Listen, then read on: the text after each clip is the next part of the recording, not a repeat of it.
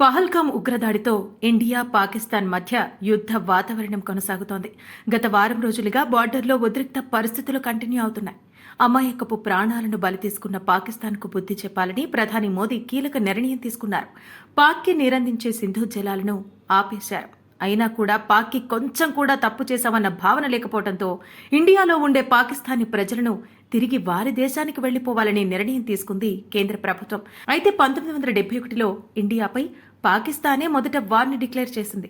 ఆ వార్లో ఇండియానే గెలిచింది. ఆ తర్వాత వార్ని ఇండియా కంటిన్యూ చేసింది. ఇప్పుడు పాకే వార్ చేస్తాం, న్యూక్లియర్ బాంబు వేస్తామంటోంది. ఇండియా ఎప్పుడూ వార్ డిక్లేర్ చేయదు. ఒకవేళ వార్ చేయాల్సి వచ్చినా తట్టుకుని నిలబడే శక్తి, గెలిచే ధైర్యం ఇండియాకు ఉంది. చేయని తప్పుకు శిక్ష వేసినట్టుగా అమాయకుల ప్రాణాలను తీసిన ఉగ్రవాదులకు సరైన శిక్ష యుద్ధమే. అందుకే పాకిస్తాన్తో యుద్ధానికి ఇండియా సిద్ధమైంది. ప్రధాని మోదీ కూడా ఆర్మీకి ఫుల్ రైట్స్ ఇచ్చేశారు.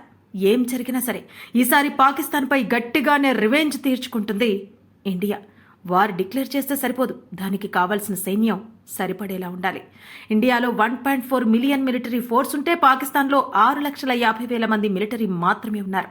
మన దగ్గర 4,600 పంజర్స్ ఉంటాయి, పాక్లో 2,800 ఉన్నాయి. వార్షిప్స్ మన దగ్గర 2,200 ఉంటే పాక్లో 1000 మాత్రమే ఉన్నాయి. ఇది తెలిసాక కూడా ఇండియాతో పాకిస్తాన్ వార్కి వచ్చిందంటే అది పాక్ బ్యాడ్లకే. సింహం నక్కల మీదకి వస్తే వారభద్రాల ఫుట్.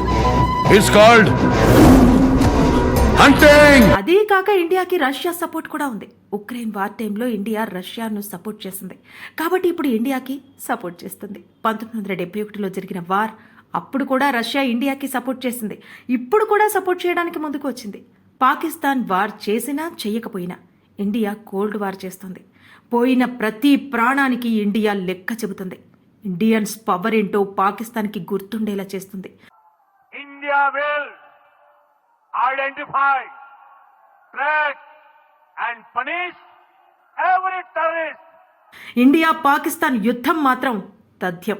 ఇలాంటి మరెన్నో ఎక్స్క్లూసివ్ కంటెంట్స్ మీ దగ్గరికి తీసుకొస్తూనే ఉంటాం. మిస్ అవ్వకుండా ఉండాలి అంటే లైక్ కొట్టి ఛానల్ని ఇప్పుడే సబ్స్క్రైబ్ చేసుకోండి.